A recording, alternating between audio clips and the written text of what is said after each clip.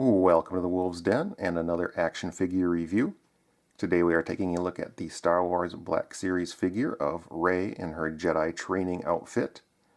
This particular Rey comes from the Last Jedi movie, which, as of this recording, doesn't come out for another 3.5 months. So, we at least have the figure to look at, so let's bust her out of the package and get a good look at her. Alright, with Rey removed from her packaging, let's take a look at her articulation. Starting with the head, it does rotate all the way around, and she can look down, but her hair gets in the way of her looking up. Arms rise to the side about 90 degrees there, and then she does have full rotation at the shoulders. Single jointed elbow, and that also rotates. Wrists rotate. And then her left hand here rocks in and out, whereas the right one rocks up and down. She can rotate fully at the waist, and there's really no other movement. She can rock side to side and back and forward a little bit, but it's just not really enough to matter that much. Her legs rise to the side. About that far, not quite 90 degrees, maybe about 80, 75, something like that. And then she does have thigh rotation. Oh, and her legs do move forward 90 degrees. Alright, she does have double jointed knees. And lastly, her feet do rock up and down, and they have the pivot also. So that is it for her articulation. Taking a closer look at Rey, we see she has really nice head sculpt. Nicely detailed, nicely sculpted. It's a really good likeness. It's much better than the Rey we got from The Force Awakens, which was kind of this featureless blob of a head sculpt. This one is much improved. Really good job on the paint apps, on the eyes, the lips and the eyebrows. Nice look to the hair.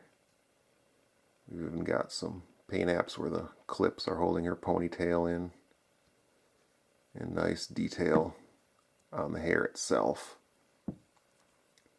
And moving down we see kind of her outfit here. A lot of nice textures on that. It's a very similar outfit to the one she wore in the first movie, except that one was kind of white or a dirty white, brown, whatever color you want to say it was, whereas this is all in blues, so very similar look, but I like it better. You know, I like the blues and the dark browns here, as opposed to just this dirty white rag she was wearing. This looks better. Even though it's similar, it looks better. And all this is like a soft plastic. Here's her holster. I'll show her gun in a few minutes here. So a real nice sculpting job. I've complained in reviews before how I don't like it if a action figure just can't sit down. If you take Rey here, try to get her to sit down, can't do it.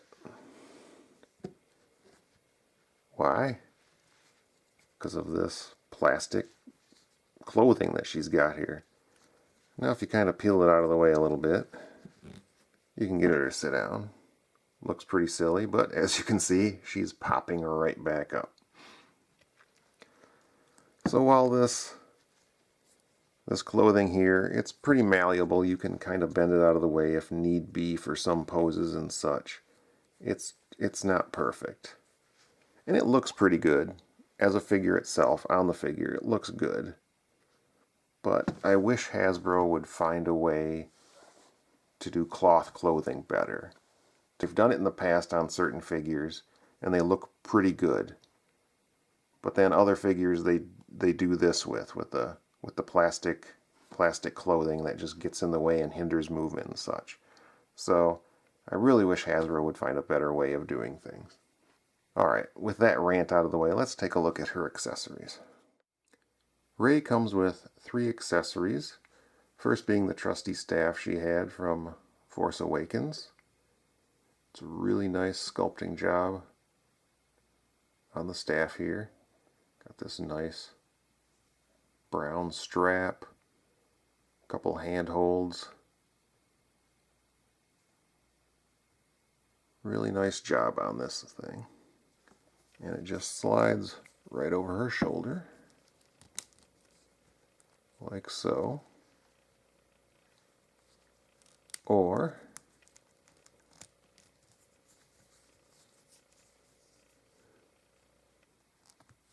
she can hold it like so. Looks good. Good grip on it. Next weapon she has is the gun that Han Solo gave her. Very unique looking gun. I always thought it was a pretty strange looking gun, actually. Very different from most of the pistols you see in Star Wars. And that just fits nice and snug in her hand like so. And then she's got a holster, as I mentioned earlier. And it just slides right in, nice and snug there. Not really going to come out. Last, she comes with the lightsaber. Really nice job on that. Good looking hilt. Nice job on all the paint on that. All the detail on that looks really good.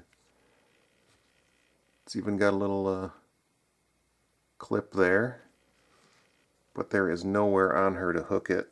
There's nothing on her belt or anything, so she'll just have to hold on to it.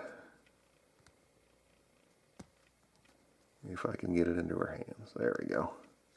And again, she's got a good grip on it. No problems there.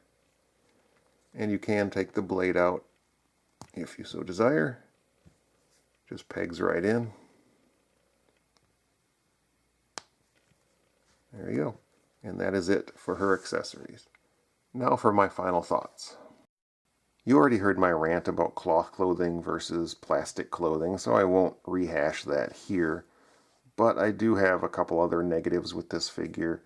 First would be the lack of torso articulation. She can rotate at the waist side to side, which is fine, but most 6-inch figures nowadays also have some sort of ab crunch. They can bend forward and back, tilt side to side and such, and she doesn't have any of that, and I don't see why she couldn't. Another very tiny negative would be the lack of anywhere to hook the lightsaber to. That would have been nice, but again, that's just a minor thing. Despite those negatives, I do think this is a good figure.